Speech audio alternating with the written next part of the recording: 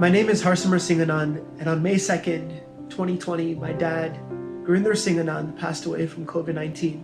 He was 57 years old. For the past 30 years, Mom and Dad ran Resto Their Bar, an Indian restaurant on St. Laurent Street in the heart of Montreal. Dad dedicated much of his life to cooking and serving traditional Punjabi cuisine to the people of this city. He was an incredible chef. Dad moved to Canada with his family when he was a teenager. As the only 6 boys in the local high school, Dad and his brothers were constantly bullied for the way they looked.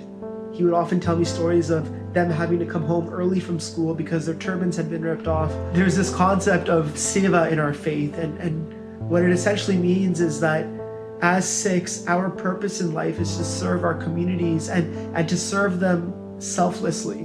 When heavy rains caused severe flooding in the southern regions of Quebec, Dad packed up the van with our staff and showed up at this shelter to cook hot meals for families that had been forced out of their homes. Then when Montrealers flooded the streets of Quebec on a hot summer day to march for the environment, Dad almost immediately set up a table at the front of the restaurant and started serving cold water to marchers. Even in the midst of this pandemic, Dad was organizing his staff to make these boxes of butter chicken and naan and rice to serve to doctors and nurses working on the front lines in Montreal. Growing up, being able to spend the evening with Dad or have dinner with him at night was rare.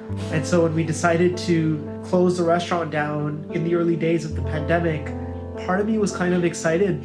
Unfortunately, the day I decided to come home was the day that he fell ill. You often hear people complain about the inconveniences that this pandemic has caused.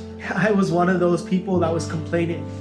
But this pandemic has also given us this opportunity to pause and to look around us and to be grateful for the people in our lives. And I hope that Canadians across the country are seeing that and are taking advantage of this time.